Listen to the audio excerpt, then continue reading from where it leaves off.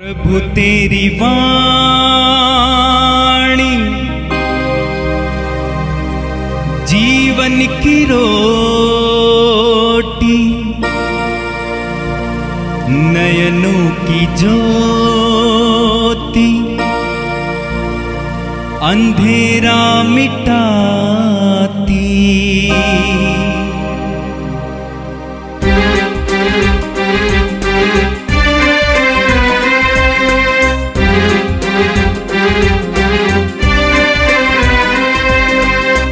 प्रभु तेरी वाणी जीवन की रोटी, नयनों की ज्योति, अंधेरा मिटाती। प्रभु तेरी वाणी जीवन की रोटी, नयनों की ज्योति, अंधेरा मिटाती। वाणी वाणी वाणी वाणी वाणी पवित्र है, शाश्वत है, जीवन का मन्ना है। 17 जून दिन बुधवार। आज का पहला पाठ राजाओं का दूसरा ग्रंथ अध्याय 2 1-6 और 14। इलियस अग्निमय रथ पर स्वर्ग चला गया। जिस समय प्रभु इलियस को एक बवंडर द्वारा स्वर्ग में आरोहित करने वाला था, तो इलियस एलीशा के साथ गिलगाल से चला गया। जब ये यरीहो पहुँचे तो इलियस ने एलीशा से कहा, तुम यहाँ रहो, क्योंकि प्रभु मुझे यरदन के तट पर भेज रहा है। उसने उत्तर दिया, जीवन प्रभु और आपकी शपथ, मैं आपका साथ नहीं छोड़ूंगा। इसलिए दोनों आगे बढ़े। 50 नबी उनके पीछे हो लिए, और जब वे दोनों यरदन के तट पर रुक गए तो कुछ दूरी पर खड़े रहे। तब इलियस ने अपनी चादर ले ली और उससे लपेटकर पानी पर मारा। पानी विभाजित होकर दोनों ओर हट गया। वे सूखी भूमि पर नदी के उस पार गए। नदी पार करने के बाद इलियस ने एलीशा से कहा, मुझे बताओ कि तुमसे अलग किए जाने से पहले मैं तुम्हारे लिए क्या करूं? इलियस ने उत्तर दिया, मुझे आपकी आध्यात्मिक शक्ति का दोहरा भाग प्राप्त हो। इलियस ने कहा, तुमने जो मांगा है वह आसान नहीं है। यदि तुम मुझे उस समय देखोगे जब मैं आरोहित कर लिया जाता हूँ, तो तुम्हारी प्रार्थना पूरी होगी। परंतु यदि तुम मुझे नहीं देखोगे तो तुम्हारी प्रार्थना पूरी नहीं होगी। ये बातें करते हुए आगे बढ़ ही रहे थे कि अचानक अग्निमय अश्वों सहित एक अग्निमय रथ ने आकर दोनों को अलग कर दिया, और इलियस एक बवंडर द्वारा स्वर्ग में आरोहित कर लिया गया। इलियस यह देखकर चिल्ला उठा, हे मेरे पिता, मेरे पिता! इस्राएल का रथ और उसके सारथी! जब इलियस उसकी आंखों में ओझल हो गया था, तो इलियस ने अपने वस्त्र फाड़ डाले और इलियस की चादर को, जो उनके शरीर से गिर गई थी, उठाकर वहां लौटा और यरदन के तट पर खड़ा रहा। वह इलियस की चादर को पानी पर मारकर बोल उठा, इलियस का प्रभु ईश्वर कहाँ है? उसने फिर चादर को पानी पर मारा और पानी विभाजित होकर दोनों ओर हट गया, और इलियस ने नदी को पार किया। यह प्रभु की वाणी है। ईश्वर को धन्यवाद। अनुवाक्य, जो प्रभु पर भरोसा रखते हैं वे सब के सब साहसपूर्वक ढाढ़स रखे। हे प्रभु, तेरी दुहाई कितनी अपार है। तू अपने भक्तों के लिए कितना दयालु है। जो तेरी शरण में आते हैं, तू उन्हें सबों के सामने आश्रय देता है। अनुवाद किया, जो प्रभु पर भरोसा रखते हैं वे सब के सब साहसपूर्वक ढाढ़स रखें। तो उन्हें अपने साथ रखकर मनुष्यों के षड्यंत्रों से उनकी रक्षा करता है। तो उन्हें अपने तंबू में छिपाकर लोगों की निंदा से बचाता है। भजन अनुवाद किया, जो प्रभु पर भरोसा रखते हैं वे सब के सब साहसपूर्वक ढाढ़स रखें। हे धर्मियों, प्रभु को प्यार करो। वह अपने भक्तों की रक्षा करता है, किंतु वह घमंडियों को पूरा पूरा दंड देगा। भजन अनुवाद किया, जो प्रभु पर भरोसा रखते हैं वे सब के सब साहसपूर्वक ढाढ़स रखे। जय घोष, हालेलुया। प्रभु कहते हैं, यदि कोई मुझे प्यार करेगा तो वह मेरी शिक्षा पर चलेगा। मेरा पिता उसे प्यार करेगा और हम उसके पास आकर उसमें निवास करेंगे। हालेलुया। संत मत्ती के अनुसार पवित्र सुसमाचार अध्याय 6 वाक्य 1 से 6 और 16 से 18 तक। तुम्हारा पिता जो सब कुछ देखता है तुम्हें पुरस्कार देगा। यीशु ने अपने शिष्यों से ये कहा, सावधान रहो। लोगों का ध्यान आकर्षित करने के लिए अपने धर्म कार्यों का प्रदर्शन ना करो, नहीं तो तुम अपने स्वर्गीय पिता के पुरस्कार से वंचित रह जाओगे। जब तुम दान देते हो तो इसका ढिंढोरा नहीं पिटवाओ। ढोंगी सभागृहों और गलियों में ऐसा ही किया करते हैं, जिससे लोग उनकी प्रशंसा करें। मैं तुम लोगों से कह देता हूं, वे अपना पुरस्कार पा चुके हैं। जब तुम दान देते हो तो तुम्हारा बाएं हाथ यह न जानने पाए कि तुम्हारा दाएं हाथ क्या कर रहा है। तुम्हारा दान गुप्त रहे और तुम्हारा पिता जो सब कुछ देखता है तुम्हें पुरस्कार देगा। ढोंगियों की तरह प्रार्थना नहीं करो। वे सभागृहों में और चौकों में खड़ा होकर प्रार्थना करना पसंद करते हैं, जिससे लोग उन्हें देख सकें। मैं तुम लोगों से कह देता हूं, वे अपना पुरस्कार पा चुके हैं। जब तुम प्रार्थना करते हो तो अपने कमरे में जाकर द्वार बंद कर लो और एकांत में अपने पिता से प्रार्थना करो। तुम्हारा पिता जो एकांत को भी देखता है तुम्हें पुरस्कार देगा। ढोंगियों की तरह मुंह उदास बनाकर उपवास नहीं करो।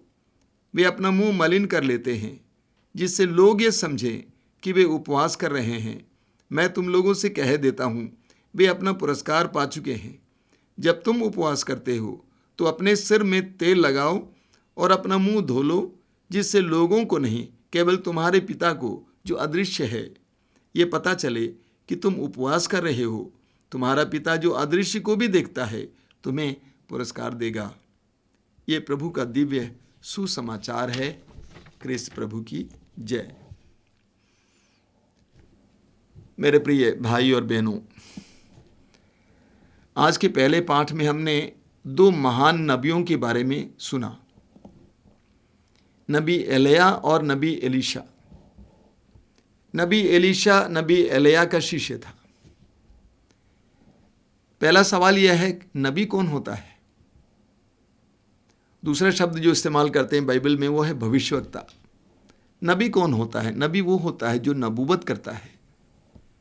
नबूवत का मतलब क्या है? जो ईश्वर की ओर से बोलता है। नबी वो होता है जो ईश्वर की ओर से बोलता है।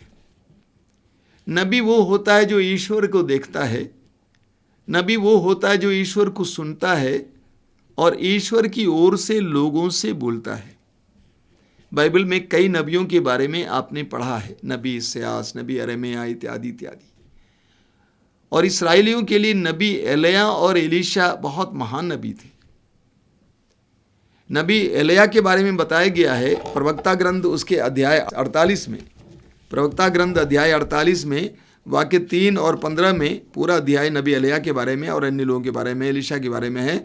हम पढ़ते हैं, उन्होंने प्रभु के वचन से आकाश के द्वार बंद किए और 3 बार आकाश से अग्नि गिराई। एलिया के अंदर प्रभु का सामर्थ्य भी था। नबियों के अंदर न केवल प्रभु का वचन था बल्कि प्रभु का सामर्थ्य भी था। वचन में लिखा है, उन्होंने प्रभु के वचन से आकाश के द्वार बंद किए और 3 बार आकाश से अग्नि गिराई। वाक्य 15 में लिखा हुआ है, उन्होंने अपने जीवन काल में चमत्कार और मृत्यु के बाद भी अपूर्व कार्य दिखाए। तो नबी एलिय्याह के बारे में हम सुनते हैं, वचन में पढ़ते हैं कि नबी एलिय्याह के अंदर ईश्वर का सामर्थ्य था। अब नबी एलिय्याह को इस संसार को छोड़ने का समय आया। और आज के पहले पाठ में आपने सुना, नबी एलिय्याह ने अपने शिष्य एलीशा से पूछा कि जब मैं तुमसे अलग हो रहा हूं तो तुम मुझसे क्या चाहते हो।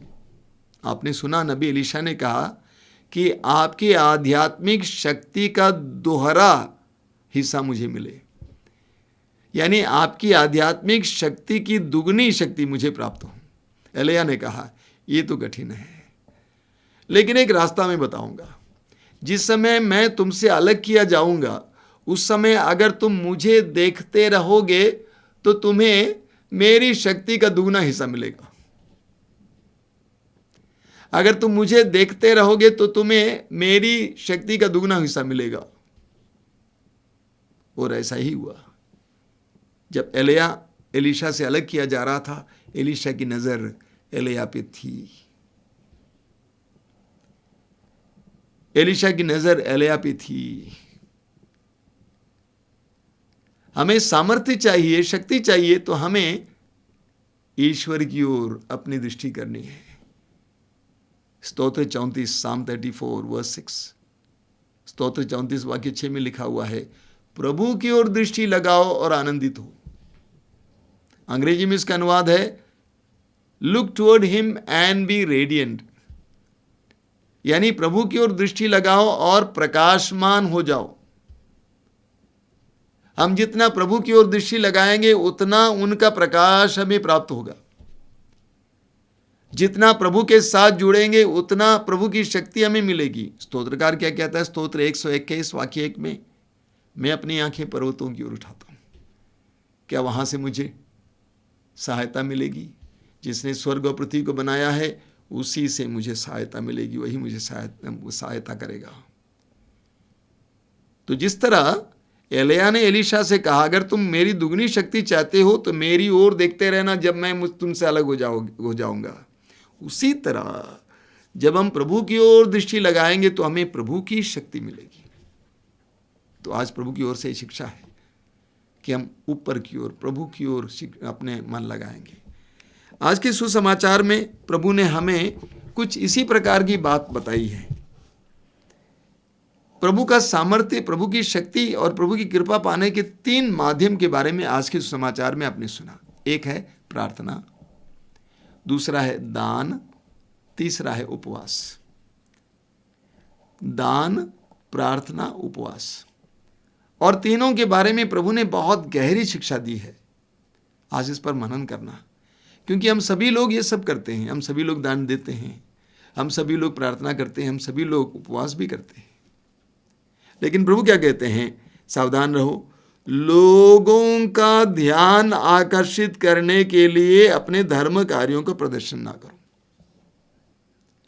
लोगों को दिखाने के लिए ये सारे कार्य मत करो, नहीं तो तुम अपने स्वर्गीय पिता के पुरस्कार से वंचित रह जाओगे।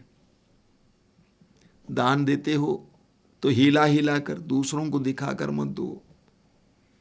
जब तुम दान देते हो, तुम्हारे बाएं हाथ को पता ना चले कि तुम्हारा दाएं हाथ क्या कर रहा है। तुम्हारा दान गुप्त हो, तुम्हारा दान गुप्त हो।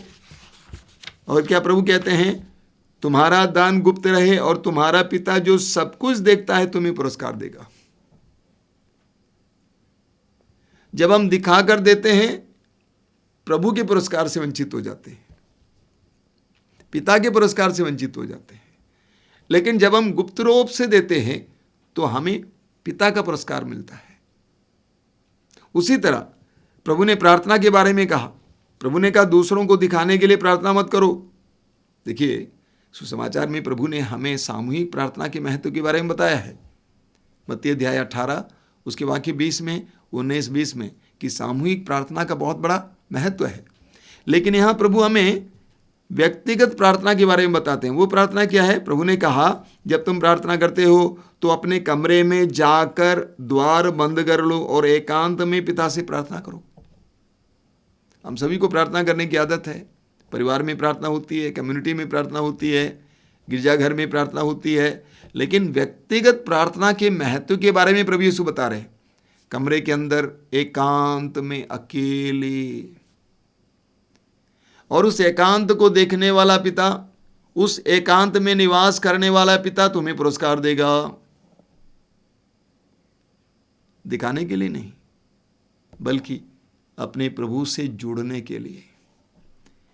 तीसरी बात प्रभु ने कहा, उपवास करते हो तो दूसरों को दिखाने के लिए अपने बाल को छितराओ मत, चेहरे को धो लो, बाल पर तेल लगाओ, किसी को पता ना चले कि तुम उपवास करते हो, केवल तुम्हारे स्वर्गीय पिता को पता चले कि तुम उपवास करते हो। लोगों को तनिक भी इसका पता ना चले कि तुम उपवास करते हो, ताकि तुम पुरस्कार प्राप्त करोगे स्वर्गीय पिता से। तो प्रभु यीशु हमें सिखाते हैं कि हमारा अध्यात्म गहरा अध्यात्म होना चाहिए। मुझे लगता है कि आधुनिक युग में हमारा अध्यात्म बहुत बाह्य, आडंबर, दिखावा है। बाह्य, आडंबर, दिखावा, प्रभु यीशु इसके खिलाफ थे। प्रभु यीशु ने सिखाया कि तुम्हारा अध्यात्म गहरा अध्यात्म होना चाहिए। तुम एकांत में गहरा अध्यात्म। तो आज के दोनों पाठों के द्वारा प्रभु हमें ऊंचाई की ओर दृष्टि लगाने और गहराई की ओर जाने के लिए सिखा रहे हैं। आज दिन भर हम मनन करेंगे, है ना, कि पूछेंगे मैं जितना आध्यात्मिक कार्य करता हूं, ये दिखावे के लिए करता हूं या अपने प्रभु से पुरस्कार पाने के लिए करता हूं। एकांत में, व्यक्तिगत प्रार्थना पर प्रभु जोर दे रहे हैं। एकांत में, अकेले में प्रभु से बात करना, वो ऐसा समय है जब हम अपने प्रभु के आमने सामने आ जाते हैं। आज इसके लिए विशेष प्रार्थना कीजिए। प्रभु तेरी वाणी जीवन की रोटी, नैनों की ज्योति अंधेरा मिटाती। वाणी वाणी वाणी वाणी वाणी पवित्र है, शाश्वत है, जीवन का मन्ना है।